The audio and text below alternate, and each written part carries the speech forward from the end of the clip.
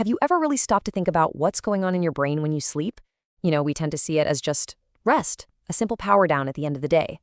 But what if I told you it's one of the most active and crucial processes your body goes through? Let's dive in and see what's really happening. I love this way of putting it. Sleep isn't passive. It's a full-on biological, mechanical overhaul. This is the time when your brain, especially, does its most important maintenance.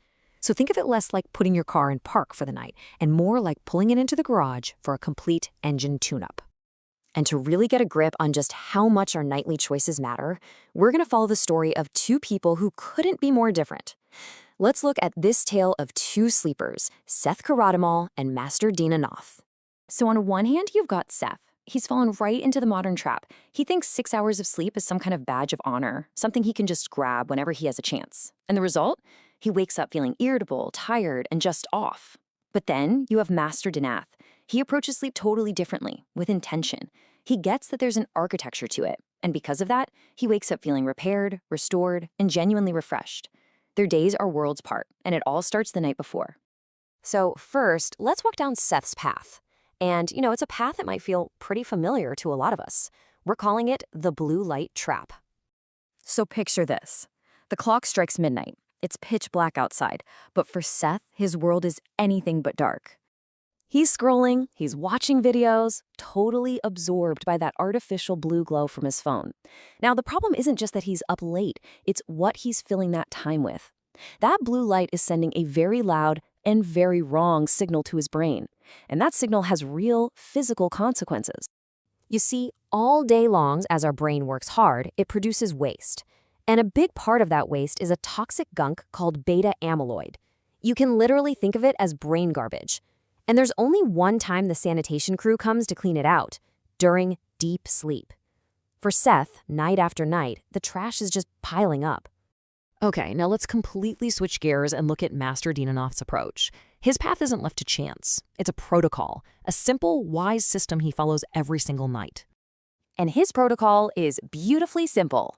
First, all screens, the phone, the TV, all of it, are turned off well before it's down to sleep. Second, he's in bed by 10 p.m., working with his body's natural rhythm, not against it. It sounds simple, but the biological impact is massive. By simply getting rid of that artificial light, he lets his brain do what it's been designed to do for millennia when it gets dark: release melatonin. He's not fighting his own biology, he's enabling it. And that brings us to melatonin. Now, we often hear it called the sleep hormone, right? But that's really selling it short. It's the key to repair. When darkness triggers its release, melatonin is the messenger that goes out to every single organ in your body and says, okay, team, performance time is over. It's time to start the repair cycle. It's the master key that starts that whole mechanical overhaul we talked about.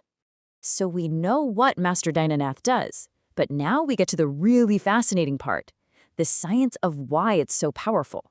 It's time to meet your brain's nightly cleanup crew. The official name for this process is the Glymphatic System.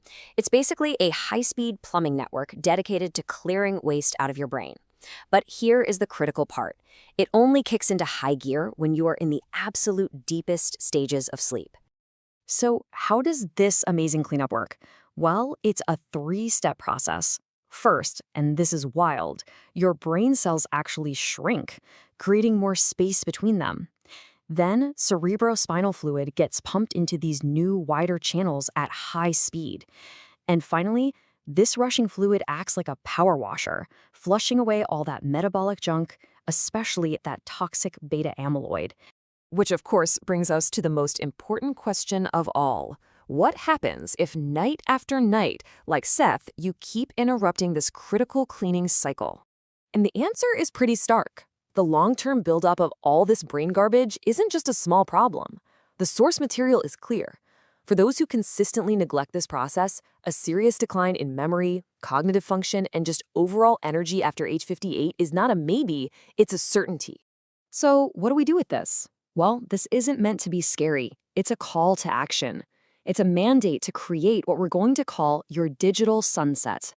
Here is the single biggest takeaway from all of this. Every time you trade quality sleep for a little more screen time, you're not just making yourself tired for tomorrow. You are making a direct trade with your future self. You're literally choosing to accelerate the aging process. But the good news is there's a simple, powerful rule you can follow. One number that can change everything, and that number is 90. 90 minutes. And this is the final piece of advice. The rule is simple. Respect the power of darkness. Create a buffer zone between your screen-filled day and your restorative night. Adopt a 90-minute digital sunset. For an hour and a half before you plan to sleep, all screens go off. This gives your brain the unmistakable signal it needs to start producing melatonin and get that all-important cleanup crew ready for work. Look, this isn't about having a perfect, rigid schedule every single night. It's about making a conscious choice. So the question I want to leave you with is a personal one. What will your digital sunset be? When will you choose to let the darkness in so your brain can finally begin its most important work?